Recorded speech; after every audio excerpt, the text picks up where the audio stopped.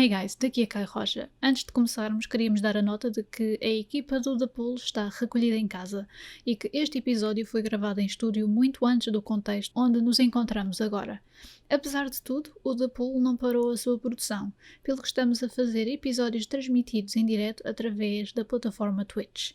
Podem encontrar-nos em www.twitch.tv/ThePool e sigam-nos nas redes sociais para saberem quais são os próximos diretos e não se esqueçam de seguir o canal da Twitch para terem a notificação imediata no vosso telemóvel e e-mail de quando estivermos live. Os episódios já gravados em estúdio vão ser publicados de forma intercalada com os que foram transmitidos em direto. Esperamos que gostem e até já. A diversidade. Sim. A diversidade. E, portanto, tem muito a ver comigo, tem muito a ver com este meu outro lado, que no fundo eu acho que existe, é quase como a energia que me vem da literatura, da poesia e desta construção de projetos, vai enfunar a minha criatividade na ciência, sem dúvida. E também ao contrário. Este é o The Pool Podcast.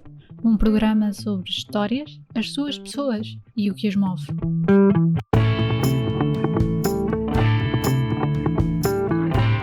Hey guys, bem-vindos ao The Pool Podcast. Neste episódio falamos com Pedro Machado. O Pedro é investigador pelo Instituto de Astrofísica e Ciências do Espaço e professor na Faculdade de Ciências da Universidade de Lisboa. Foi, para já, difícil de o encontrar, pois trabalha em muitas missões científicas por todo o mundo e, por isso, tem muitas histórias para contar. Falámos também sobre, claro, a astrofísica, sobre a teoria da Terra plana e sobre ouvidos perfeitos. Esperamos que gostem e até já!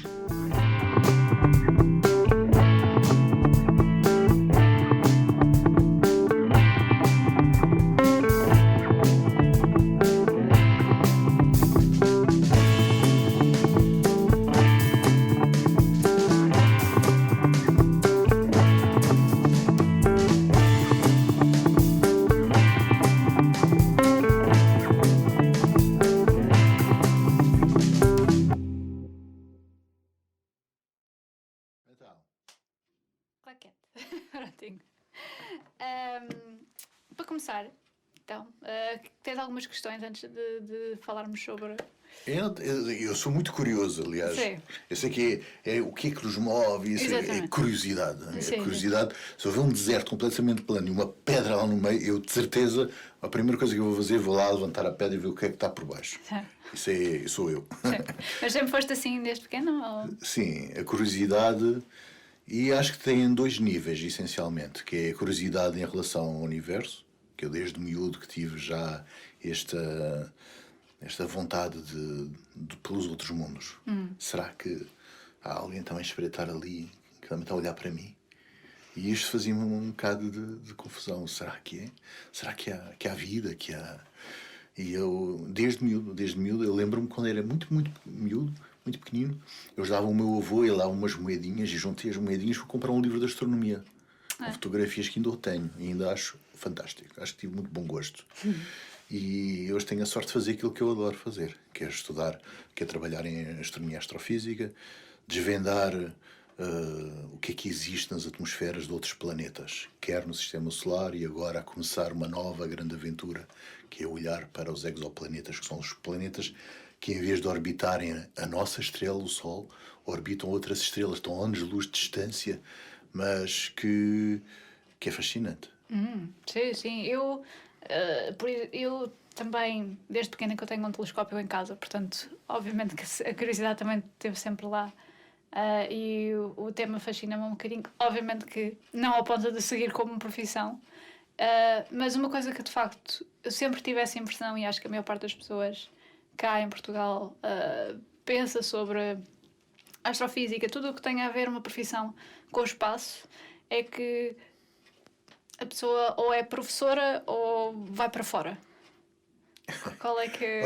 Um bocado as duas e mais. Okay. Mas estas são duas cartas do baralho, seguramente. Sim. Mas acho também falando na questão dos nossos conterrâneos, os portugueses, tem muito a ver com Portugal, isto do viajar.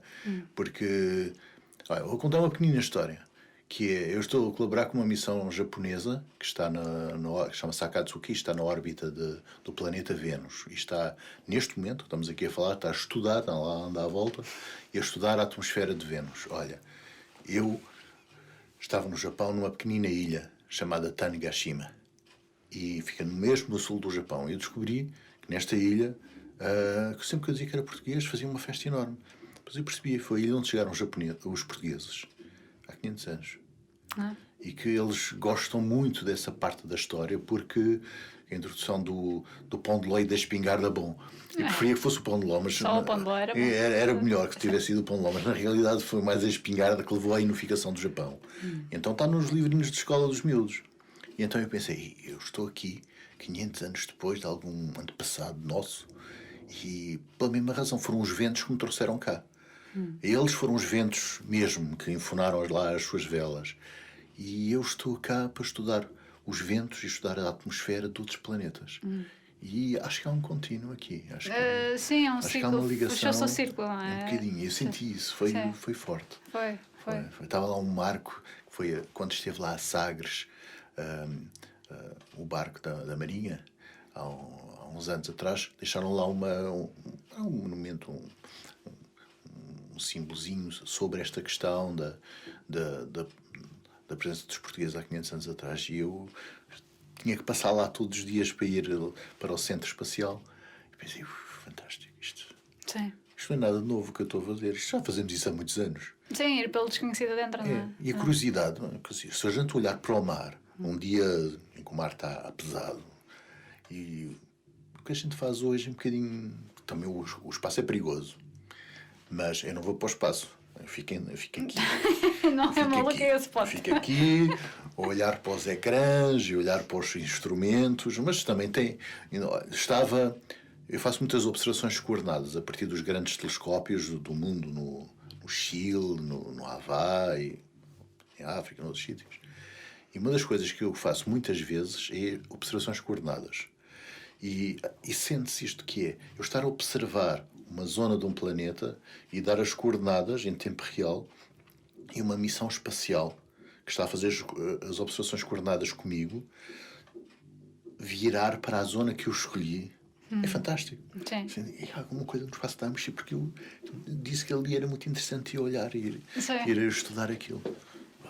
Sim. Isso, de facto, uma pessoa não, quando pensa nessa parte da astrofísica cá em Portugal, depois não pensa que de facto nós já desbravamos o desconhecido há imenso tempo, não é? É uma necessidade quase inerentemente humana, não é? Mas há uma coisa que eu gostava de partilhar convosco, que é verdade, mas na astronomia e astrofísica Portugal está na linha de frente. Graças ao facto de Portugal pertencer à Agência Espacial Europeia e ao Observatório Europeu do Sul, ao ALMA e aos grandes telescópios, nós estamos na linha da frente. E isso quer dizer que nós podemos utilizar os mesmos instrumentos de ponta, mesmo na fronteira, que os nossos colegas alemães ou americanos ou ingleses ou franceses, até muitas vezes os nossos grupos de investigação têm gente destes países todos, e isso faz com que eu não sinta muito esta questão de estarmos afastados do centro. Nós estamos na linha da frente. E, por exemplo, no caso dos exoplanetas, os planetas que orbitam outras estrelas, isso eu posso falar à vontade, porque estou mais ligado às atmosferas do Sistema Solar, apesar de agora estar a dar o salto para os exoplanetas, mas desde há muitos anos nós temos aqui em Portugal cientistas que são de referência internacional nessa área. Portanto, não é só no futebol, que ainda bem, sim, ótimo, excelente, sim, e noutras áreas também que Portugal brilha, mas esta é uma área que nós temos pessoas que estão na linha da frente internacional, sem dúvida nenhuma. Portanto, mas achas que deveria haver mais divulgação de estarmos na linha da frente ou não? O que eu acho importante é fazermos as coisas. O reconhecimento, pronto, claro que sabe sempre bem quando há o reconhecimento pelos nossos concidadãos, não é? Claro que sim. Mas não é o mais importante. O importante é podermos fazer as coisas. E nós já podemos fazer as coisas de uma forma em que não nos sentimos ilhados, ou seja, fora do centro, assim, na periferia. Não. Isso não acontece. Nós estamos no centro, neste momento, nós estamos no centro da investigação de ponta em termos internacionais. Esta é uma das áreas, aliás, em que Portugal ombreia com, eu diria que os países estão na linha da frente também, com a Alemanha, etc. As nossas publicações, em média, na nossa área, estão acima, por exemplo, da Alemanha ou de outros países, nesta área. É bastante interessante isso. Eu aposto que 90% das pessoas que estão a ver e a ouvir isto que não fazem ideia de facto do quão na vanguarda estamos. Sim, mas mais uma vez, o que é importante é cada um fazer um pouco aquilo que está a fazer. Sim. E pronto. Claro que é verdade que esta é uma área transversal, porque as estrelas são de nós todos. O universo é de nós todos. É o mais democrático que há. Somos nós todos, somos filhos das estrelas. Nós todos somos seres feitos de luz concentrada. Nós todos Carl somos... Sagan aqui um bocadinho, não é? Sim. Ainda bem. Ainda bem, concordo a 100%. E é verdade que, por ser tão transversal, sempre que nós fazemos muita divulgação científica. No planetário Gulbenkian, eu vou às escolas muitas vezes, ou às universidades, damos palestras públicas, e eu acho isso muito importante. Muito importante porque é uma área da ciência especial, porque por um lado é transversal, está ligado um pouco a tudo, desde a biologia, à química, à física, à matemática, eu sei lá, está ligado a tudo, a nossa área. E depois, acho que as pessoas todas sentem que o céu é um bocadinho delas. E têm toda a razão, é verdade. Nós somos mesmo filhos do céu nesse aspecto. Nós todos. Igualmente. E por isso, a ciência mostra o que as pessoas já sentem à partida. Que têm a razão, que é mesmo verdade. E eu tento que a nossa divulgação, que é baseada em evidências científicas, e que ajuda a corroborar isso. Claro. Está-me agora a vir uma pergunta que se calhar não é muito bem aquilo do intuito da nossa conversa em si, mas qual é a tua opinião sobre as pessoas que agora dizem que não, a Terra é plana? Isso é muito fácil. Tem toda a razão, claro. Entre aspas. Ok. Que é quando há um eclipse da Lua, ou seja, quando a Terra se põe no meio entre o Sol e a Lua, e portanto tapa a luz do Sol que devia iluminar a Lua, a sombra da Terra a gente vê na Lua, que como toda a gente sabe, é como uma pizza. Portanto, nós vemos assim um filetezinho sobre a Lua, o que mostra, claro, que a Terra é plana. Basta ver o próximo eclipse e ficam com a certeza absoluta que a Terra não é plana. Não, mas depois vão dizer, não, mas em vez de estar horizontal, está na vertical e por isso é que... Mas não, porque isto é muito fácil de desmontar também. É muito fácil de desmontar, porque assim ouvíamos a Lua sempre quando era de noite, ou a Lua sempre quando era de dia. Sim. Isto é muito fácil. É muito fácil, de facto. É verdade que nos tempos que correm a manipulação é muito forte, mesmo muito forte. Por isso é que eu também acho que a questão de ter tido a sorte de aprender um bocadinho de física e de astronomia e astrofísica, também me queria um dever, que é partilhar e dar às pessoas as evidências científicas. E depois não tenho nada vocação para profeta. As pessoas tiram as conclusões com a sua cabeça, com a sua liberdade individual. Eu só mostro os factos, a evidência. E, por exemplo, o caso da ligação dos gases de estufa e as alterações que nós estamos a sentir agora na Terra. Eu estudo um caso que é um paroxismo superlativo incrível, que é levado ao extremo no planeta Vênus, que eu estudo com alguma intensidade, vamos dizer assim. Há muito dióxido de carbono na atmosfera. E então o efeito de estufa é de tal ordem que à superfície a temperatura é de 460 graus Celsius. Derrete o chumbo. É de tal maneira que a molécula de água acaba por sair do planeta, e por isso há nuvens feitas de ácido sulfúrico e chove ácido sulfúrico. Pois. Portanto, os fabricantes de guarda-chuvas têm que ter algum cuidado. Chove ácido sulfúrico. É que nem titânio, nem chumbo ali aguenta. Portanto, tem que inventar outra coisa qualquer para... Pois, sim. O quão preocupante são estas alterações? Isso é uma preocupação de uma evidência concreta. Pronto, não é uma questão de se acreditar ou não. Há factos, nós mostramos os factos e é inegável. Pronto, é como de dizer que se eu pegar nisto e deixar cair, eu não vou deixar cair, mas se eu deixar cair, a lei da gravidade vai funcionar. Portanto, não é uma questão de se acreditar ou não nas coisas. E está a haver, neste momento, uma oscilação polar, ou seja, o ar frio que devia estar na zona do polo na Terra está numa oscilação, está a provocar uma oscilação.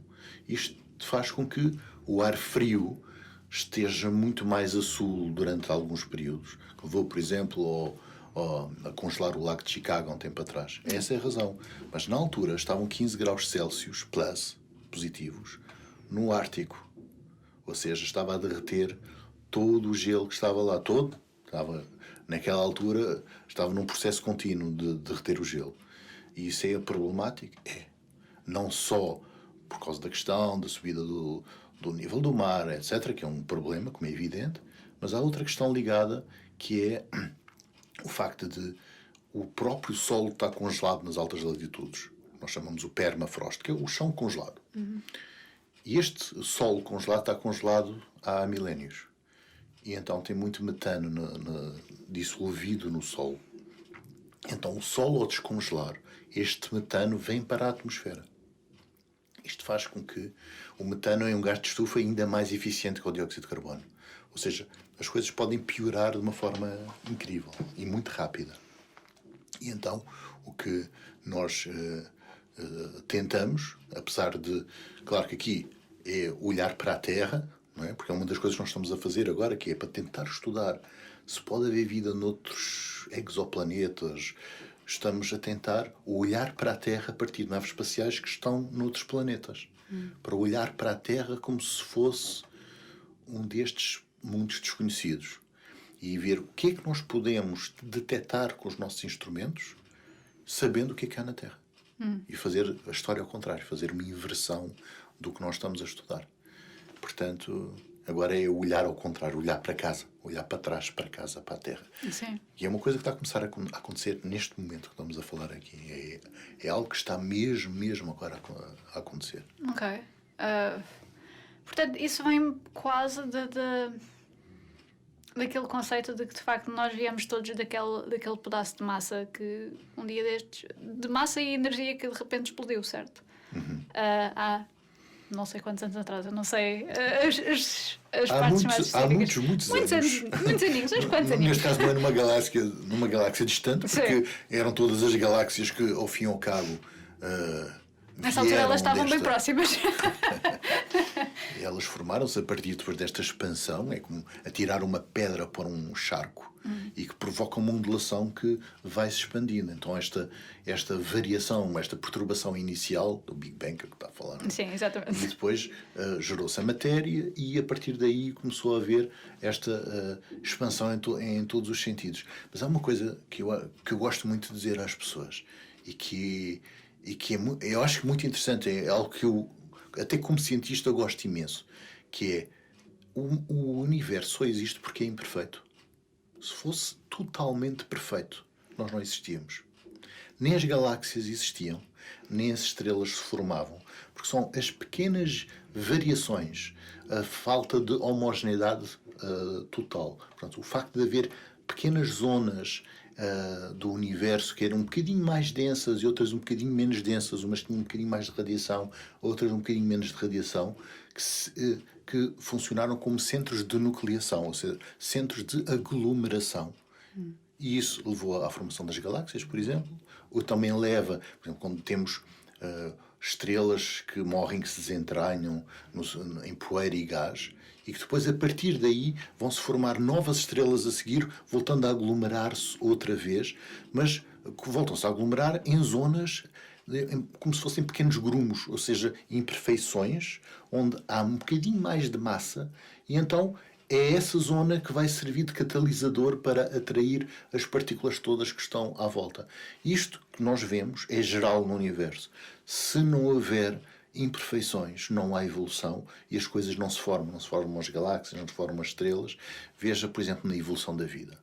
A evolução da vida é sempre feita a partir de erros. Erros da transmissão do nosso código genético.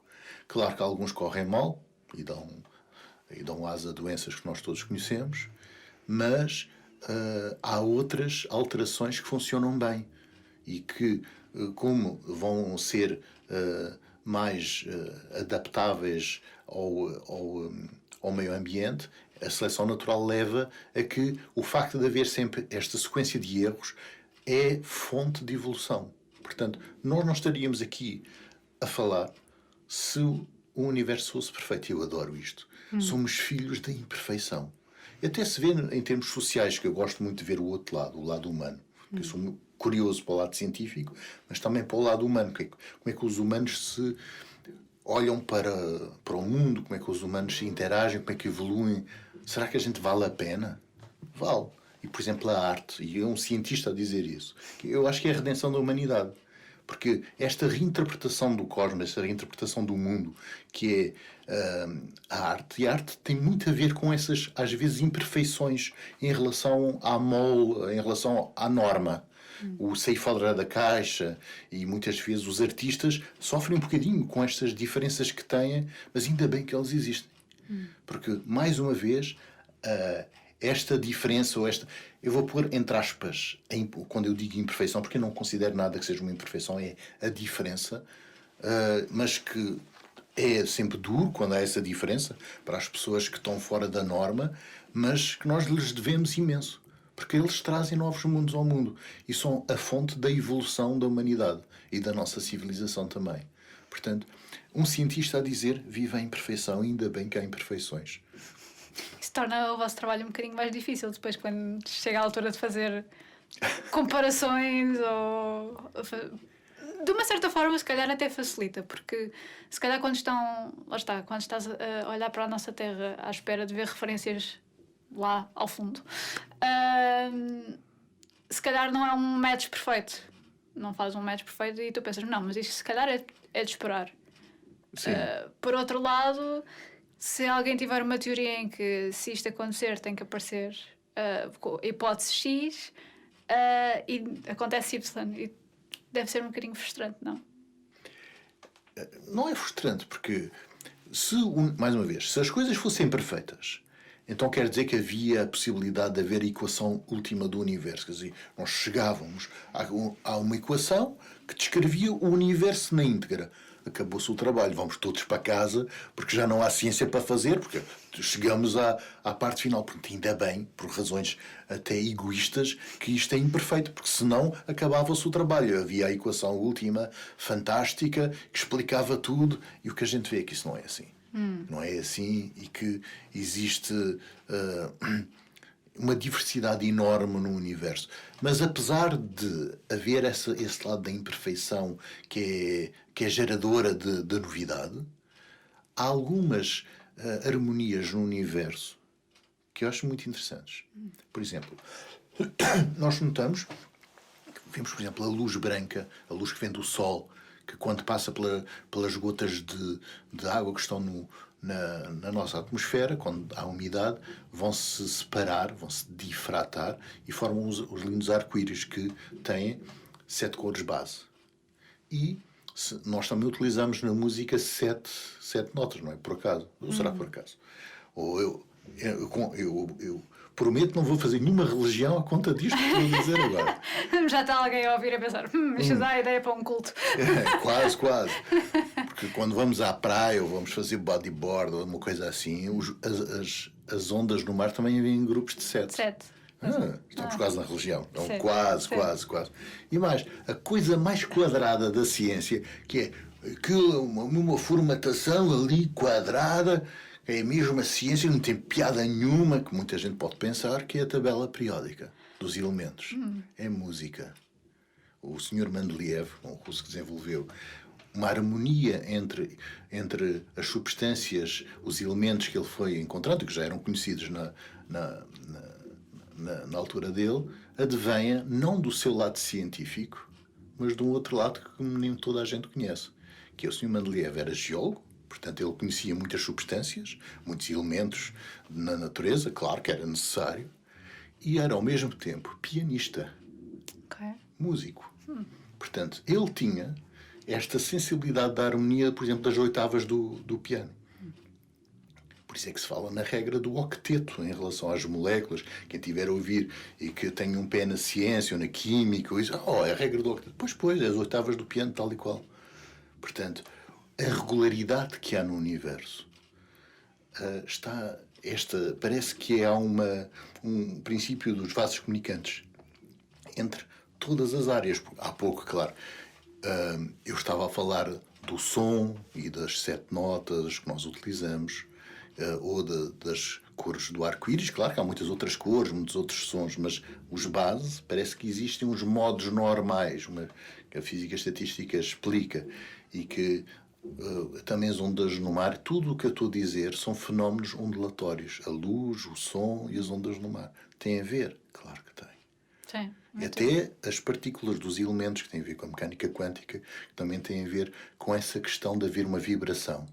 Portanto, o facto de haver estas frequências base faz com que estejamos todos ligados no universo. Ou seja, quando nós vamos mais fundo na ciência, ela fica mais bonita. Porque a harmonia até da natureza vem ao de cima. Uma coisa engraçada em termos históricos tem a ver com os meus lindos planetas, que eu já percebi que eu gosto muito dos planetas. Então, foi detectada uma regularidade em relação à estrela, neste caso no sistema solar, que tem um planeta, um Mercúrio, depois tem Vênus, tem a Terra, tem a Marte. E então houve um senhor que estudou esta regularidade e chegou à conclusão que deveria haver, a certas distâncias em relação ao Sol, deveria haver sempre um planeta. Que linda teoria! E aquilo encaixava para Mercúrio, para Vênus, para a Terra, para Marte. E depois, era linda a teoria, mas caiu. Afinal, deveria haver um planeta a seguir a Marte, entre Marte e Júpiter, e não há. Que linda teoria que caiu. Pronto, vamos arrumar e vamos embora. Não. Então. O planeta está lá. Só que não está montado. Eu costumo dizer que o planeta Lego é a cintura de asteroides. Está exatamente no sítio que a regra de Titus-Bode, que é o que eu estou a referir, previa. Exatamente na posição. Está a cintura de asteroides, e tem a ver com a formação do sistema solar e o facto de Júpiter estar muito próximo e ter uma massa muito grande e ter, ao longo da evolução do sistema solar, ter tido umas oscilações de posição, etc. Mas, essencialmente, aqueles calhaus, vamos dizer assim, que deveriam se juntar todos para formar um planeta, estão todos desirmanados, estão todos... separaram-se todos pela influência, pela disrupção que foi perpetrada por Júpiter. E então eles queriam se juntar, mas quando se estão a começar a juntar, passa Júpiter e aquilo fica tudo desregulado. E então é o planeta desmontado. Há um planeta desmontado, um planeta Lego. As pessoas não sabiam isso. Há um planeta que está ali. Se nós pegarmos nos calhaus, como um puzzle, e juntarmos todos, temos um lindo planeta. Só que está desmontado. Está tudo desmontado. Por causa de Júpiter. Por causa de Júpiter. Bolas. Júpiter. Mas Júpiter é muito grande. Júpiter é enorme, sim, Pois. sim. E tem uma data de luas ainda por cima que deve... O Júpiter, com as suas luas à volta, é como se fossem um pequenino sistema solar. Tanto é que há 2 ou 3 anos foi descoberto, foi detectado um sistema de exoplanetas, ou seja, uma estrelinha com os exoplanetas à volta, e este sistema é quase como se fosse Júpiter com as suas luas à volta. É de tal maneira pequenino que todos os planetas ficam mais perto, também uma estrela pequenina, claro, ficam mais perto do que o Mercúrio.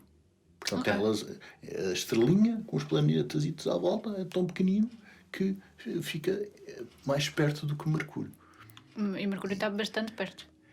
E ainda para mais, nós estamos a estudar muitos destes planetas, porque há 2 que estão numa zona em que pode haver água na fase líquida. E a água na fase líquida pode ter a ver o que em geral se diz a zona habitável. Mas zona habitável não quer dizer que seja habitável, que tenha já há estradas e hospitais. Não é isso. Quando dizemos zona habitável, só quer dizer uma coisa muito simples, que é compatível com a temperatura, as questões físicas associadas a esse planeta, permite existir água na fase líquida, é só isso, à superfície do planeta. Sim. Só isso que quer dizer. Portanto, digamos que se fosse para lá um humano que estava lá mais ou menos confortável, talvez. Não digo completamente confortável, não, porque isso por acaso não, porque há muita radiação e nós já chegamos à conclusão que, apesar de poder haver água em termos termodinâmicos, da temperatura, a pressão, etc., e eventualmente pode haver água na fase líquida à superfície, há outras questões que tornavam a vida como nós a conhecemos, porque a vida pode ser totalmente diferente. Sim. E nós não temos a certeza, não fazemos ideia. Muitas vezes nós somos muito antropocêntricos, ou seja, quando nós imaginamos um extraterrestre tipo ET, não é? Que é o Yoda, portanto é quase um ser humano, mas de outra cor, com as orelhas, com as antenas, mas é um ser humano. Mas podemos levar as coisas ao limite. Por exemplo, há um escritor chamado Stanislaw Lem, que escreveu um livro chamado Solaris, sobre o qual se fizeram 2 filmes, um do Andrei Tarkovsky, que é uma obra de arte espetacular, o outro não vou dizer, não vou dizer o que é que eu acho, mas mas do Andrei Tarkovsky aconselho a ver, é lindíssimo. E então tem um conceito de vida levado ao extremo, que é um planeta que tem coberto com oceanos e que nestes oceanos desenvolveu ácidos nucleicos, ou seja, desenvolveu uma consciência. Portanto, o planeta é o ser vivo. Oh, uau, ok. Portanto, é difícil abraçá-lo, dar beijinhos, não sei o quê, é difícil. Não é? Menos empatia. Mas é incrível, porque para mim é um susto, porque nos leva a imaginar a vida completamente diferente do que nós poderíamos pensar a priori. Mas é uma possibilidade, não é? Não, eu não sei, mas que é assustador, como é que nós comunicávamos. O filme, o livro, nasceu com o livro do Stanislaw Lem, é muito interessante. É muito interessante e é bom porque nos leva a pensar um pouco de uma forma muito mais holística. Repare, nós temos um pouco este conceito aqui na Terra da hipótese Gaia. A hipótese Gaia que a Terra é um ser vivo, que há pessoas que pensam assim, muito bem, que existe uma harmonia entre o planeta, etc. Também a natureza manda, não é? É isso. E eu diria que, no fundo, está um pouco ligado com esta imagem do Solaris, de haver um planeta que tem consciência por si próprio. É uma ideia bizarra. É uma ideia bizarra, mas com um universo tão grande, não é? Que... Porquê que não haveria também de existir, não é? Sabe-se lá o que é que há por aí. E há uma coisa que nós já nos apercebemos agora, nestes últimos anos, aliás, estamos a falar muito de exoplanetas aqui na nossa conversa, deu o Prémio Nobel da Física, em execo, vamos dizer assim, a detecção do primeiro exoplaneta e, ao mesmo tempo, também a cosmologia. Acho muito bem entregue, quer o caso da cosmologia, quer o caso dos exoplanetas. Acho que foi um Prémio Nobel da Física muito bem entregue este ano. Mas o que eu gostava de dizer é que nós já temos a confirmação que há mais de 4.000 planetas para além do nosso sistema solar. Esses estão confirmados, mais de 4.000. E isto é um grãozinho de areia no deserto. Pois. Porque o que nós estamos a ver em termos estatísticos é que praticamente todas as estrelas têm planetas. Pelo menos um. E muitas têm a 2, 3, 5. Sim. Mais, portanto, há bilhões e bilhões de estrelas só na nossa galáxia. Agora imagine, cada uma delas a ter em média 2, 3 planetas. Uau! Sim. É muita... É tal diversidade. É muito planeta. Há de haver um pouco de tudo, não sabemos. Pois. Quando é que foi a primeira vez que te caiu na consciência, tipo, oh, meu Deus, eu não vou conseguir aprender isto tudo? Eu acho que é todos os dias. Todos os dias. Porque nós já chegamos... Eu sou muito curioso e gosto de aprender tudo. E gosto de aprender com os meus colegas. E então, se é uma pessoa que não é da minha área, eu vou-me colar para fazer uma data de perguntas. Às vezes, se calhar, sou um bocadinho chato, porque pergunto, porque gosto muito de aprender coisas que não são da minha área. E é verdade que já chegamos a um nível de especialização tão grande que só a nossa área é um mundo. E não podemos saber tudo de todas as áreas. Mas agora eu vou fazer um bocado de advogado de diabo em relação ao que eu acabei de referir.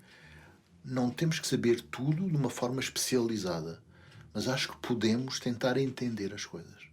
Por isso é que eu acredito que a tertúlia, conversar com os amigos é importantíssimo.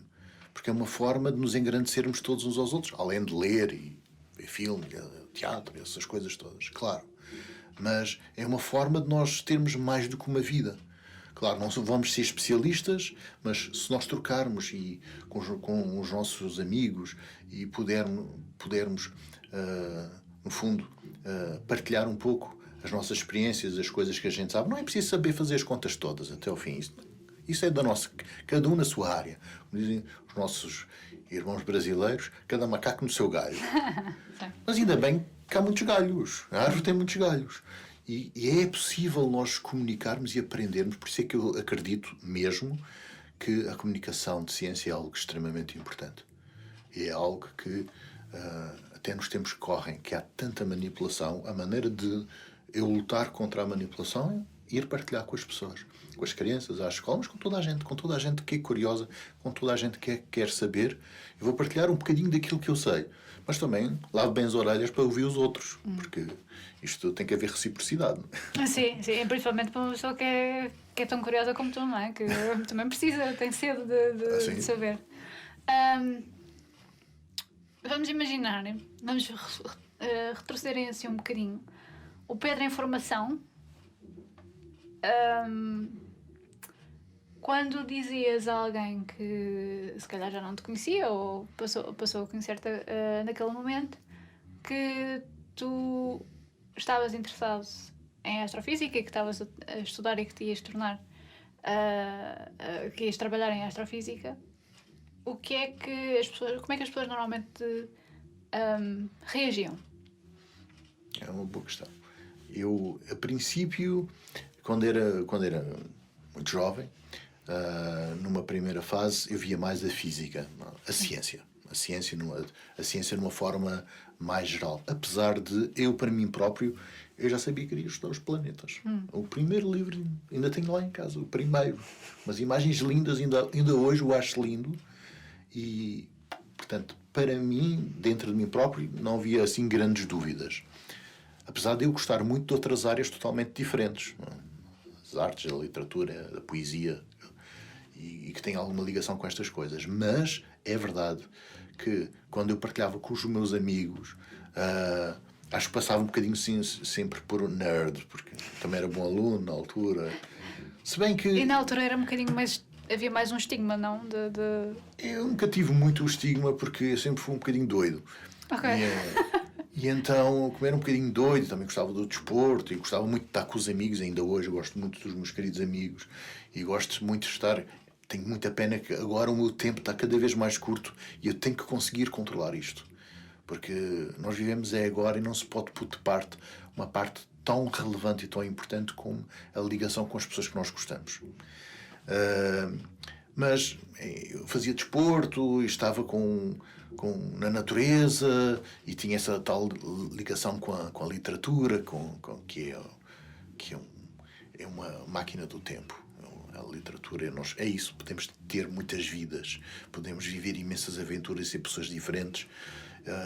Portanto, eu sempre fui muito múltiplo, portanto, eu nunca senti muito esse estigma, mas levei umas bocas, como se costuma dizer, não é? Volta e meia, não é? Também era bom aluno e pronto. Isso... Um grande cromo, sim. Um pequeno cromo. Um pequeno. cromo. Então, e agora consegues ver alguma mudança de atitude para com quem lida com este tipo de área?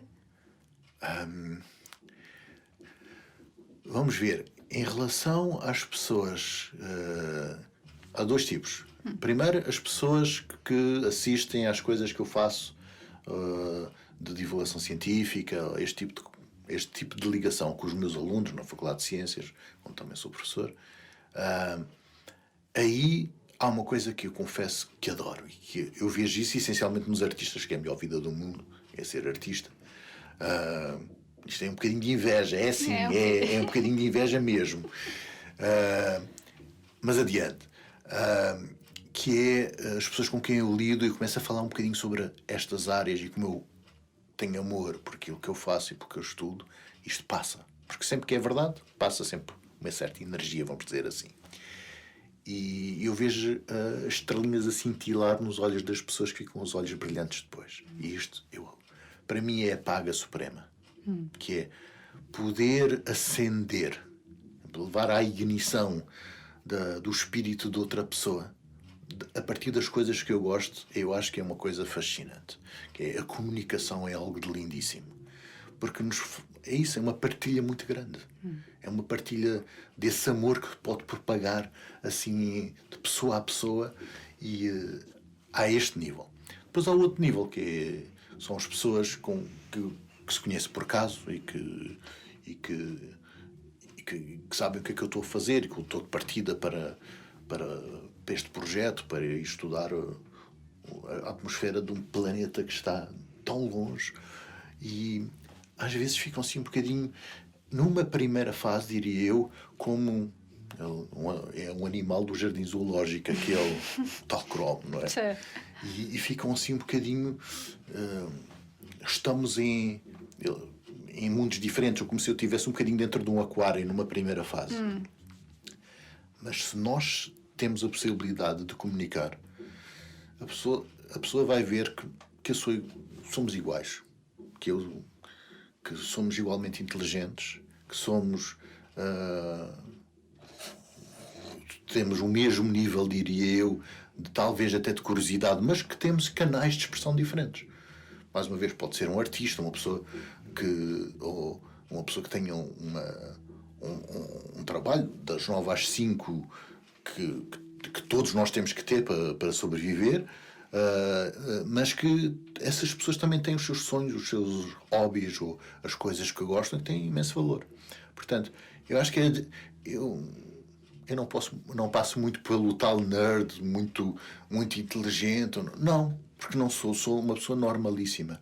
Ou seja, são áreas diferentes, são métodos que nós aprendemos para as ferramentas que nós utilizamos na nossa área, como há outras áreas que as pessoas... Por exemplo, eu tenho imensa inveja de um músico que tenha ouvido absoluto. Deviam ser todos advogados à nascença. Como é que é possível terem tido essa sorte fantástica de terem ouvido absoluto? Eu adoro a música. Perfeição. É a perfeição. Mas eles têm a perfeição. Eles apanharam a parte da perfeição que infelizmente os outros Eles apanharam. não podem ter. Isto ia-lhes bater a todos. Como é que é possível terem ouvido absoluto? Que sorte fantástica. Eu estou a brincar, que eu tenho uma admiração enorme pelos músicos, pelas pessoas que têm ouvido absoluto, que é tudo tão fácil, que estão em uníssono, estão em harmonia com a natureza, que sentem, ouvem uma música e conseguem replicá-la. Eu tenho um ouvido de chumbo, adoro música, tenho uma grande fruição, um prazer enorme na música, tenho uma grande admiração pelos músicos, mas não podemos ter tudo, não é? E ainda bem que somos diferentes. Mas mesmo assim deviam ser todos advogados à nascença. Os advogados a ouvirem, tipo, então, mas espera lá. Isto só quer dizer que tenho uma grande admiração por eles, como é evidente. Sim. É tudo bem intencionado. É tudo. Falando aí de música, eu não sei, obviamente que se calhar eu estou a inventar, mas eu também tenho ligeira noção que muitas pessoas que estão relacionadas a estes pontos da ciência, que têm de facto esse calling para a música, para a poesia, para a literatura, que isso terá a ver com um facto de nós sermos pessoas com camadas, ou é a questão de, ok, eu estive a trabalhar com fórmulas este tempo todo, ou com estes, que obviamente que são desprovados todo o tempo, mas estes factos científicos que são quase engravados numa pedra, agora preciso ir espairecer, preciso de ver outra coisa completamente diferente, mais livres. Será isso ou será outro fator? É verdade que isso acontece, é verdade. Até em termos históricos, se nós olharmos um bocadinho para a história, nós vemos que há amizades improváveis. Há, sei lá, o Freud e o Freud e o Einstein, que eram amigos, que escreveram um livro em conjunto, por exemplo. Ok. Acho que Freud e Einstein. Sim. Que é mais disparo, era difícil, Sim. não é? Mas há muitos casos ao longo da história de pintores que eram muito amigos de músicos, que eram muito amigos de escritores, cá em Portugal, inclusive. Mas na Europa isso é notório no mundo inteiro. E o que eu diria é uma questão de sensibilidade. Quando nós temos uma sensibilidade que vamos tornando um pouco até mais fina, mais exacerbada, claro que quando há outras áreas, outros canais que não o nosso, outros meios de expressão que não o nosso, nós podemos não ter domínio sobre aquele meio, mas podemos reconhecer a ossatura da harmonia nos outros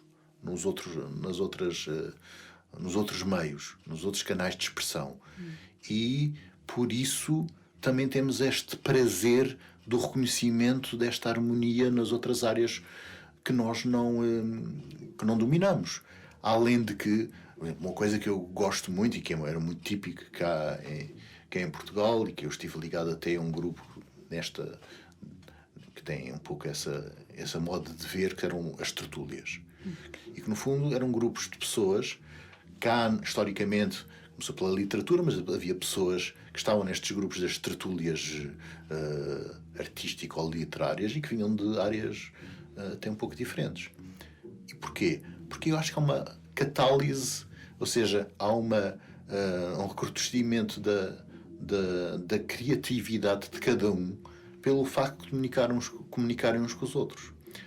Por isso, mais uma vez, acho que a comunicação e as rodas de amigos, nós comunicarmos uns com os outros e até com as pessoas com quem nós temos admiração, que nós gostamos, é extremamente importante e que está-se a perder no mundo hoje, apesar de termos tanta facilidade de comunicação. Estarmos próximos das outras pessoas e de podermos voar pelos olhos delas, podermos sentir o mundo pela sua forma de sentir.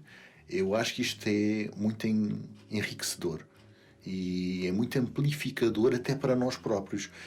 E o que eu sempre senti nestas coisas é que às vezes eu tinha um problema, uma equação diferencial, que aquilo estava a dar, já me apetecia ir ao pescoço, aquela raio da equação diferencial. E estava a falar com um amigo que era de uma área completamente diferente e que era um poeta, e que estava a discutir com ele, e de repente vem uma solução à cabeça. E eu acredito. Porquê? Porque nós estamos mais aprofundados na nossa forma de sentir e podemos nos aperceber das harmonias internas das coisas.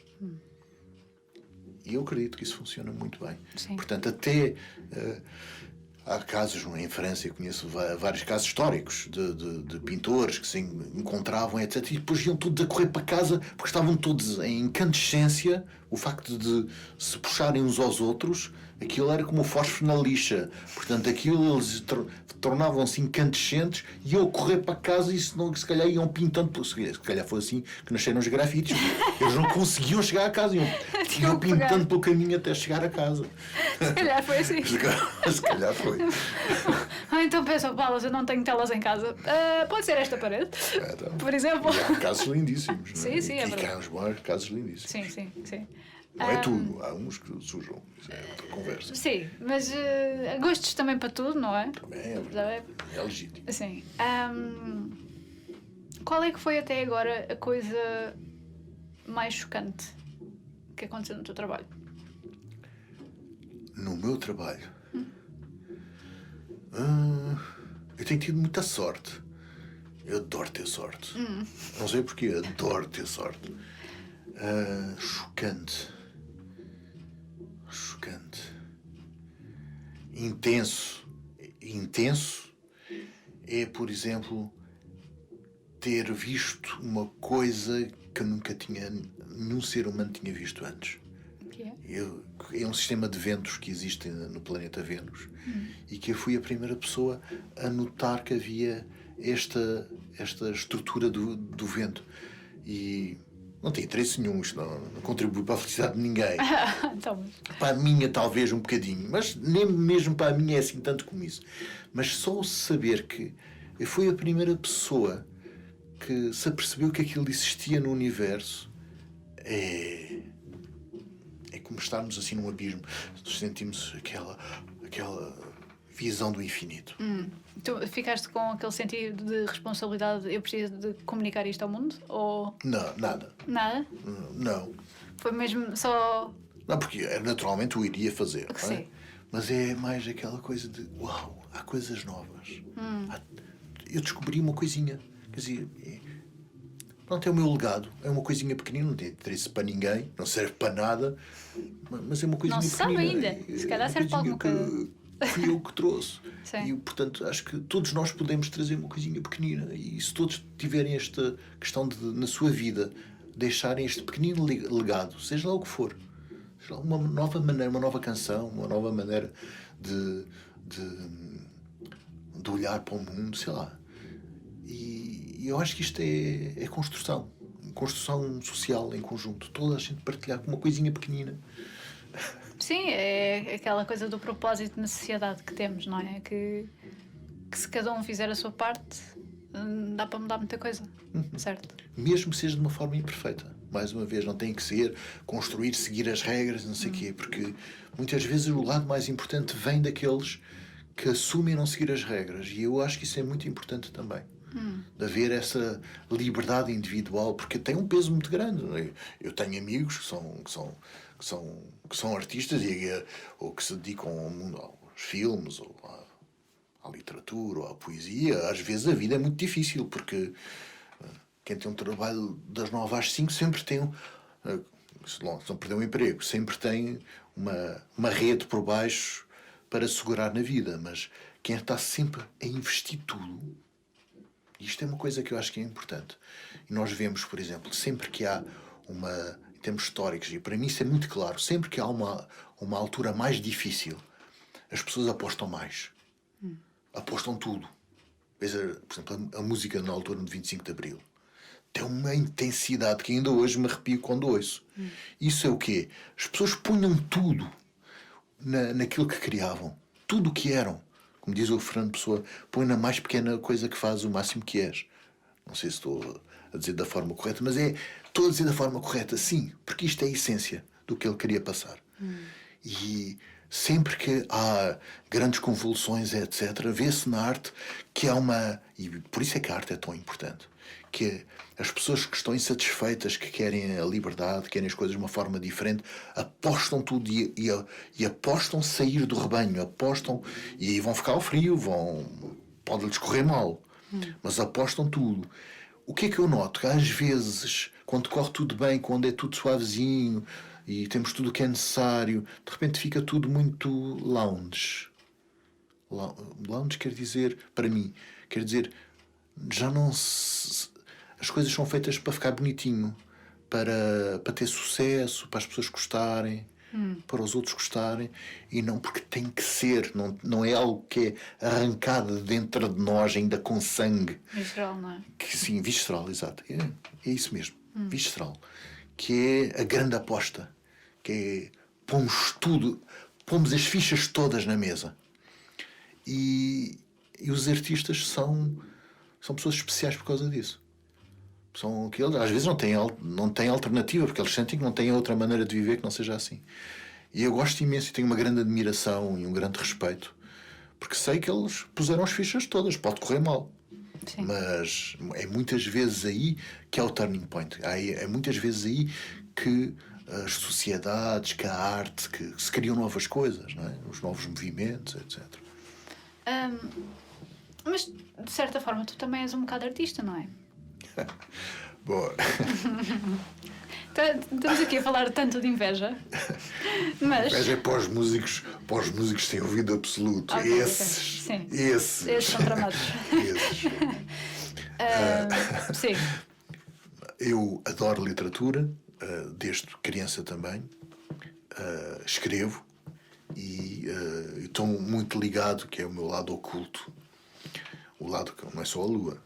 Também tenho um lado oculto que está ligado a estas questões da literatura. Estou ligado a uma livraria lindíssima, fantástica, espetacular. Que é um projeto lindíssimo que se chama Livraria Ler Devagar. E que tem tudo o que eu sou. Aquele projeto é tudo o que eu sou. Uma pessoa pode ir lá e sentir a novidade, sentir os novos ritmos do mundo, porque é um fórum.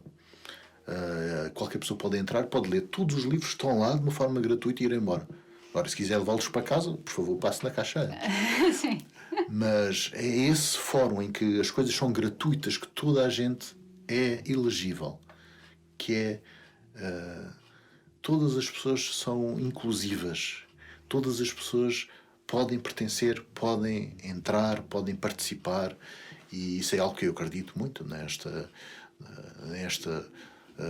disseminação da beleza, da harmonia, da sabedoria, e também da interação, da reciprocidade e da partilha entre as pessoas.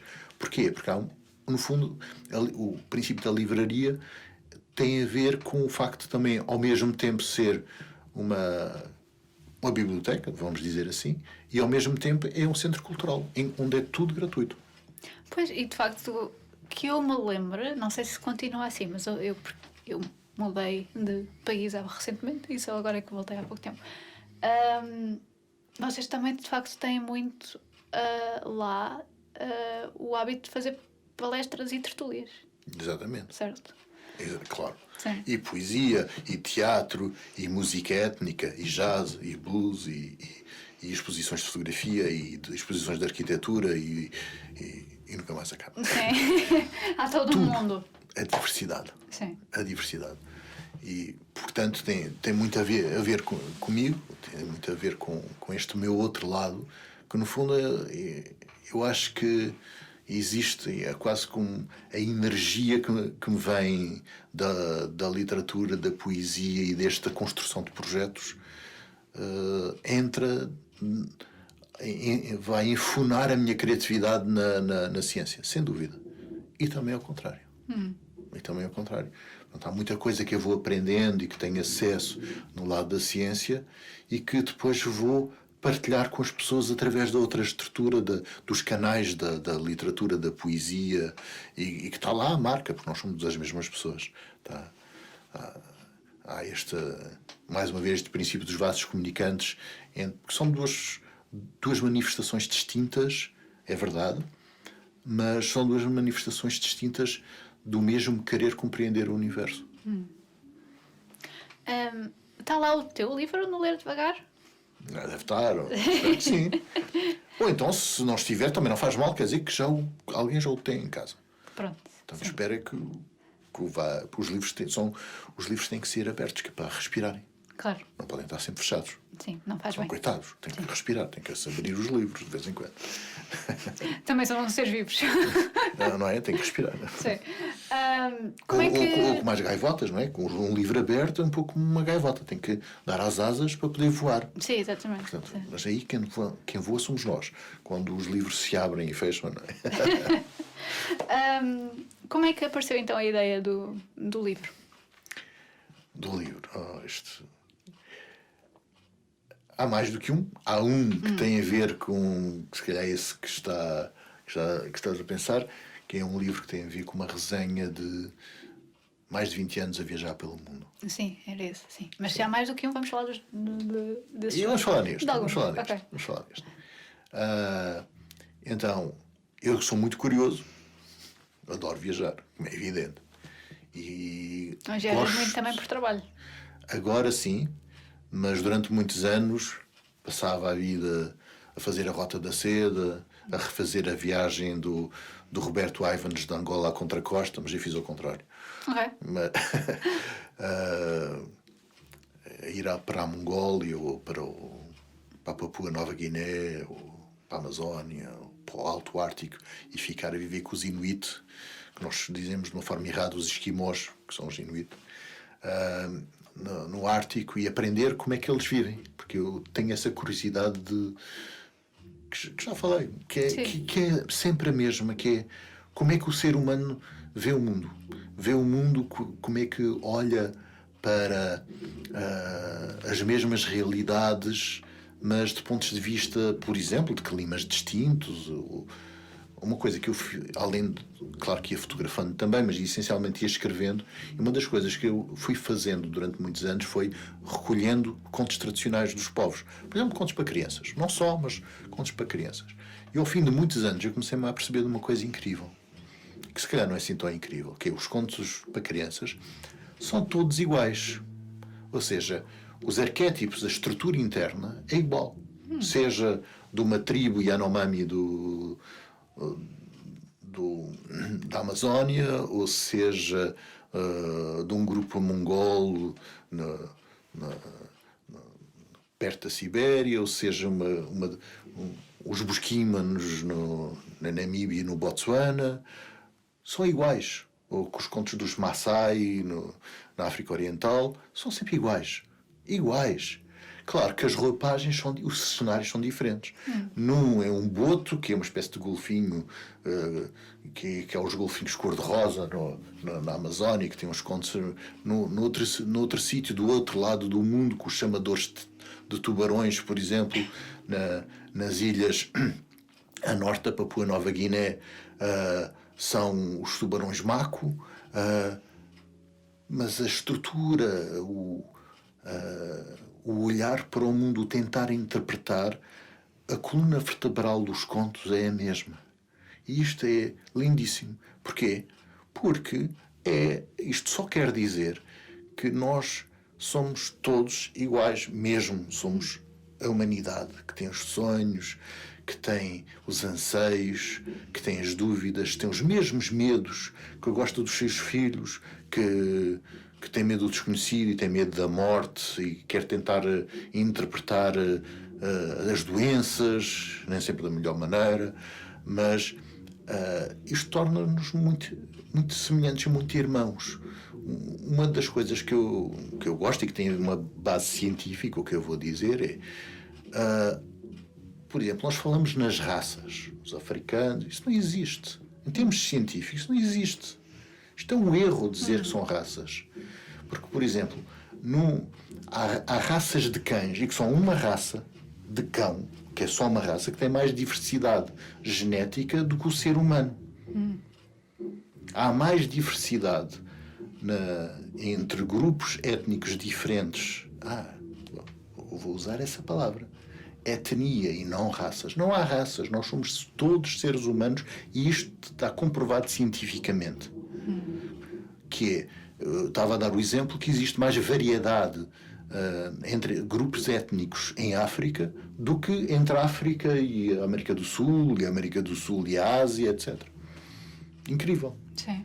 Mesmo a mesma raça de cão. Quer dizer, e depois olha-se para aquelas coisas ignóbeis da história que aconteceram por todo o lado e infelizmente também aqui em Portugal. É como se nós tivéssemos, sei lá, um cão d'água que um é mais de uma cor e outro é mais de outra, e então andam às dentadas durante anos por causa disso. E se nós olharmos para este caso, são da mesma raça, exatamente, e um é mais de uma cor e outro é mais de outra, e são dois cães d'água. A manchinha branca daqui é um bocadinho maior do que a outra. E andam às dentadas durante anos por causa disso. Isto é estúpido, é mesmo estúpido. Claro que por trás há os princípios económicos, a manipulação, que é uma coisa horrível. A manipulação é uma coisa que acho que já percebeste que eu detesto a manipulação. E esta manipulação com base de grupos que querem dominar os outros, que existe em relação a várias questões no mundo, ainda hoje, infelizmente, e eu gosto de lutar contra isso. Gosto. Igualdade de oportunidades, igualdade de acesso à beleza, à harmonia, a nos construirmos. Em conjunto é muito mais fácil. A interajuda, isso, mesmo os grupos de trabalho. Por exemplo, um grupo de investigação científica, se nós tivermos interajuda entre as pessoas que pertencem ao grupo de investigação, nós todos somos mais que, seguramente, com o somatório das partes, vamos fazer muito mais do que cada um sozinho. Mas, sem sombra de dúvidas. Sim. Então, a humanidade tem que aprender isto. E, às vezes, aqui temos um país que até não é dos piores. Eu adoro Portugal. Mas, mesmo assim, e que se vê, às vezes, que estas lutas intestinas, estas lutas de pequenos grupinhos daqui e grupinhos dali, somos tão pequeninos. Nós juntos fazemos muito mais. Conseguimos construir coisas muito mais bonitas em conjunto. Tens notado alguma insurreição de ideologias que se calhar já deviam ter sido puxadas para trás ultimamente? Ou... Vamos falar de uma coisa muito triste, não é? Como é que é possível? Como é que é possível? Como é que é possível? Eu não entendo como é que é possível. O que é que passa pela cabeça das pessoas? Deve ser porque querem, ou são muito inseguras, ou porque têm um ódio enorme dentro de si. Porque eu não consigo entender como é que é possível. Como é que é possível coisas que já se sabe, que já foram faladas até a exaustão. E como é que ainda se consegue manipular as pessoas de novo para voltarem a morder o anzol? Para voltarem a se viciarem no mesmo veneno? Como é que é possível? Eu estive há poucos meses atrás numa reunião, num meeting uma missão espacial que eu sou representante para Portugal, que vai estudar as atmosferas dos outros planetas. Uma coisa totalmente inútil. Mas pelo menos não faz mal a ninguém. Não. Vamos estudar as atmosferas de outros mundos. Sim. Claro que um dia o Sol vai morrer e vai engolir estes Mercúrio, Vênus, e desculpem a má notícia Terra também. Sim. Não se preocupem que não é amanhã. Daqui a milhões e milhões de anos. Mas se calhar os netos dos nossos netos vão gostar que a gente hoje, muito tempo antes, comece a ver, olha, aqui um planeta com umas belas praias, com um mar muito cristalino, parece as Caraíbas, fantástico, podemos ir para este, e nós estamos a ver os classificados do jornal agora, e estamos a estudar, olha, este tem uma atmosfera sulfurosa, não, isto cheira muito mal, não quero ir para ali, este aqui é fantástico, estamos nesta fase agora, estamos a escolher os mundos para o futuro. Se não matarmos o nosso mundo agora. Porque há esse risco. Sim. Porque a minha geração foi péssima. Porque a minha geração... Assim, o meu avô não sabia e o meu pai não sabia. Mas a minha geração já sabia o que é que nós estávamos a fazer. E o excesso de ganância fez com que a minha geração deixasse que o mundo se corrompesse ao nível que está a chegar agora. Não é só os plásticos, não é só... Mas, por exemplo, a alteração as alterações climáticas, nós já sabemos há muito tempo, já há evidência científica há muito tempo. Já sabemos há muito tempo que os combustíveis fósseis têm os problemas que hoje já sabemos. Podemos usá-los para outras coisas, mas não para estar a queimar para a atmosfera, a criar este problema terrível para nós todos. Nós somos inteligentes, eu ainda sou otimista. Mas, por exemplo, na ciência há essas questões a minha geração não soube refilar o suficiente. E eu já sabia, acho que devia ter refilado mais. E tenho alguma inveja a nova geração, os millennials, e os que vêm agora, que eles refilam mais. Portanto, acho que são uma geração melhor do que a minha. E desculpem lá, a minha geração deixou as coisas chegarem a um ponto muito mau. Eu vou-vos ajudar a tentar recuperar as coisas, com a minha bengalinha, mas vou ajudar... Toda a ajuda é importante. É que tem que ser de todas as pessoas, mesmo das pessoas que pensam de uma forma diferente de nós. Tem que ser global, tem que ser transversal no mundo. Eu sou otimista porque eu sei que isso é possível e já houve coisas que aconteceram bem, numa forma correta, ainda há poucos anos, como por exemplo a questão do buraco do ozono. Se falava muito, nunca mais se falou no buraco do ozono. Porquê? Porque nós conseguimos resolver o problema. Mas foi com a ajuda de todos, no mundo inteiro, com leis no mundo inteiro. Agora, nas alterações climáticas também é possível. Há muitos colegas meus que acham que já não é possível. Que já se passou o ponto de não retorno. Sim. Eu acho que ainda é possível, mas tem que ser agora, temos que ser todos. Temos todos, mesmo os que pensam de uma forma diferente da minha, porque é um bem maior. E quando o inimigo, quando temos um inimigo comum, nós unimos-nos. E é isso que eu acho que todos nós.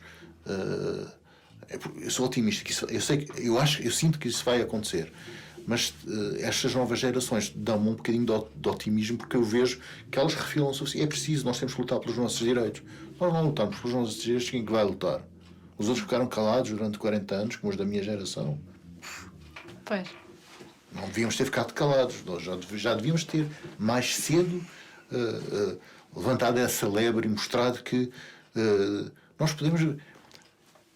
Há, por exemplo, o projeto espacial, que estava sempre a dizer que era inútil, mas, por exemplo, os painéis solares foram desenvolvidos na altura da ida à Lua.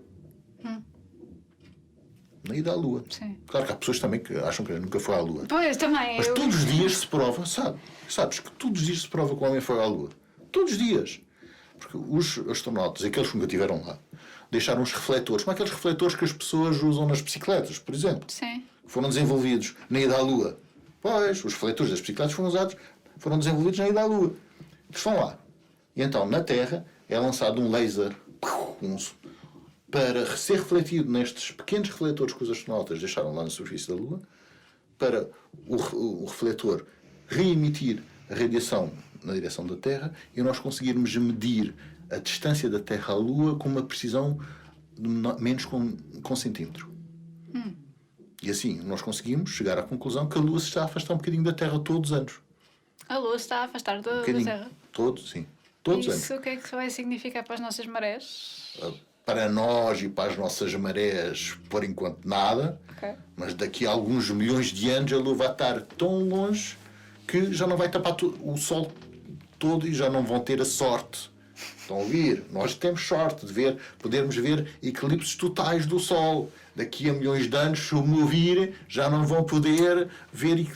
Temos muito mais sorte do que eles. Sim. Em relação a esta coisa. Mas é verdade que na parte da ciência há coisas que, como eu estava a falar dos painéis solares, foram desenvolvidos. Que pode ser a salvação agora para a Terra, mas é preciso lítio para fazer os painéis solares. Tem que se ter cuidado, tem que se fazer as coisas de uma maneira certa, correta. Mas há pessoas que querem comer galinhas e não querem matar galinhas. Dizia uma poetisa que eu gosto muito do nosso lindo país. Quer dizer, as coisas têm que ser feitas com responsabilidade. Quer dizer, porque senão depois fica tudo muito bonito. Eu também acho que se tem que ter cuidado, as pessoas devem ser todas ouvidas, tem que se fazer os estudos de impacto ambiental, fazer tudo correto e tentar preservar tudo. É possível, porque nós somos inteligentes e temos imaginação. E deve ser feita esta discussão, não é chegar a um sítio e partir tudo. Claro que não. Mas atenção, mas não é dizer não se faz. Porque como é não se faz? Continuamos a comprar petróleo daqueles países onde há guerras, por causa de nós lhes comprarmos petróleo e assim haver muito dinheiro em relação a isto, além de estarmos a matar o nosso mundo, é que o excesso de dióxido de carbono, nós temos a sorte de ter um mar, que o mar funciona como uma esponja, absorve o excesso de dióxido de carbono. O mar absorve o excesso de dióxido de carbono. Portanto, as alterações climáticas estão mais lentas do que poderiam estar e estão a ir a toque de caixa.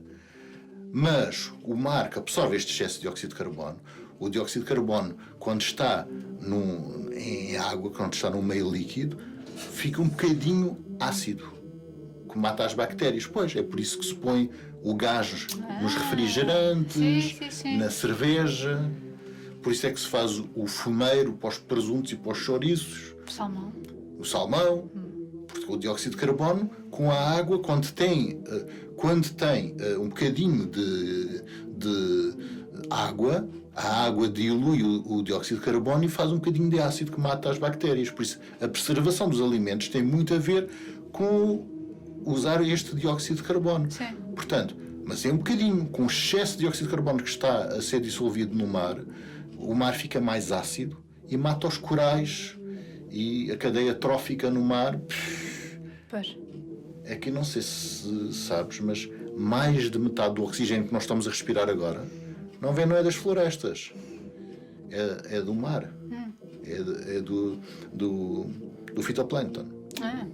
Não Mais de metade. Mais de metade. Mais de metade. Portanto, se fica ácido o mar e estes micro-organismos, além dos corais bonitos que são mortos, é menos 50%, mais de 50% do oxigênio que estamos a respirar. Sim. Portanto, as coisas nós temos que as pôr em contexto e perceber que temos que ter cuidado, claro, fazer as coisas de uma forma correta, mas não é dizer não se faz nada.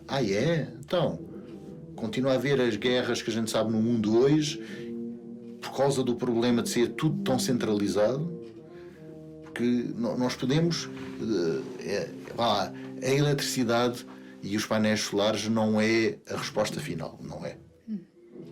Eu acredito que vai ser o hidrogênio. Porque nós sabemos quebrar a molécula da água em hidrogênio e oxigênio. Sim. E o hidrogênio é um ótimo combustível. E depois, quando é utilizado na sua combustão, volta a produzir a molécula de água. Portanto, o que sai do tubo de escape é vapor de água. Claro que os deniers estão a pensar agora, pois claro, mas eu sei que eu gasto mais energia para separar a molécula de água do que a energia que eu posso recuperar depois na combustão do carro, do barco, do avião, da fábrica. Eu também sei isso. E qual é o problema? Ou a energia do bife que come é maior que a energia para produzir o bife da vaca durante a vida da vaca toda? Claro que não. Pois, não tinham pensado nisso, pois não? Pois, é que qual é o problema de a contabilidade da energia em não ser positiva? Não há nenhum problema, porque logo que se utilize energias renováveis para separar a molécula de água em hidrogênio e oxigênio, aí não há nenhum problema. Portanto, nós podemos ter, por exemplo, na superfície do mar, ter quintas, vamos dizer assim, quintas de produção com painéis solares a produzir hidrogênio a partir da molécula de água que é separada. E já de vez, neste processo, pode-se até dessalinizar a água. Pode-se ter energia a mais e pode-se dessalinizar a água do mar também um pouco e ter mais água que se calhar também vai fazer falta. E já de vez temos oxigênio também. Também se pode utilizar o oxigênio. Portanto, qual é o problema da contabilidade? É que os deniers vão buscar argumentos que são irrazoáveis. Sim. Mas, atenção, é que quando nós sabemos as contas, arriscam-se a que as coisas lhes corram mal. Claro. Também se pode ter quintas, painéis solares nos desertos. E com esta energia, mais uma vez, produzir até já um filme do James Bond sobre isso. Qual é a novidade? Já há tantos anos que foi feito. Sim. Qual é a novidade?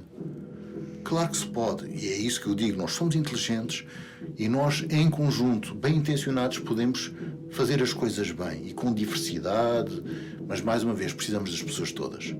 Mesmo das pessoas que pensam de uma forma diferente da nossa. Sim. Eu acho que... Pois, lá está. Eu sou um bocado pessimista no sentido em pensar que as pessoas, se calhar, precisam de apanhar um susto, primeiro, antes de tomarem a ação. Porque um susto muito gradual, que é o que tem vindo a acontecer, e de repente alguém veio ao de cima e disse: espera lá, isto não é suposto estarmos assim, isto não é suposto estar com... o clima não é suposto estar assim. Isto, se calhar devemos estar a prestar atenção a estes problemas que há aqui. Acho que não é um choque suficiente para que muita gente entre em ação, mas não sei qual é a tua perspectiva sobre isso. A minha perspectiva é assim, como por exemplo esta garrafa d'água. Eu aqui posso ficar com medo de cair e pode funcionar como tu estavas a dizer. Ui, vou voltar para trás. E se eu estiver aqui? Pois. O susto é grande, mas Sim. esta é que é a questão. É o ponto de não retorno. Nós não sabemos onde é que ele está e pode estar assustadoramente próximo. Pois. Porque, como eu estava a falar há pouco sobre o metânio que sai a libertar nas altas latitudes, pode haver uma aceleração do processo. O processo, por exemplo, as alterações climáticas, nós temos sempre barras de erro, porque na ciência a gente nunca tem certeza de nada, a gente só tem a certeza do erro que está a cometer em relação a uma medição que a gente faz. Temos a certeza do erro, não temos a certeza da coisa que queremos medir. E dentro das nossas previsões, o que acontece é que muitas vezes nós estamos no limite superior da realidade, está no limite superior ou já extravasou, já passou além do limite superior das nossas previsões mais pessimistas. E isso é um risco muito grande. Eu sei que sim, só que este susto poderia funcionar no lado de regimentar mais pessoas para ajudar a resolver o problema. Mas como estas variações, antes até há 20 anos atrás pensava-se que era para os nossos netos, há 10 anos já dizíamos que era para os nossos filhos, hoje a gente diz, é para nós e já começou ontem. Pois. Portanto, está a acelerar imenso. E como é muito gradual, só agora é que a gente já começa a ver que há incêndios na Suécia, que não se conhecia, ou que está um país como a Austrália toda a arder, como a gente viu há dias, ou que estão 25 graus em fevereiro em Portugal e que as vinhas já se ressentem, por exemplo, e que há secas continuadas, que não é um ano ou 2 anos, mas são 5 anos de seguida, ou que a passagem do Noroeste entre o Atlântico e o Pacífico, que há uns anos atrás abriu o gelo, que deixava passar os barcos mais ou menos de 7 em 7 anos, está aberto tipo autoestrada todos os anos, tanto é que já levou à alteração das rotas marítimas internacionais, porque é muito mais rápido ir, por exemplo, da costa este dos Estados Unidos para o Japão, passando por ali, do que ir pelo Cabo Horn, para transporte com navios de grande porte. E claro que agora temos uma nova rota comercial a passar pela passagem do Noroeste. Pois, sim. Pedro, eu acho que ficava aqui a conversar muito mais tempo contigo. Portanto, porque aliás, tanta conversa não chegámos a falar do teu livro em si. Por exemplo. Ele existe. Pronto, ele existe. Eu depois eu ponho o título na descrição do episódio. Portanto, se quiserem. Como é que se chama o livro? 4 Ventos, 7 Mares. 4 Ventos, 7 Mares. Se quiserem dar uma olhada ao livro e perceber mais ou menos o que é que ele é, de certeza que vai estar lá o link a explicar essas coisas todas. Pedro, muito obrigada. Isto foi ótimo e até uma próxima. Muito obrigado.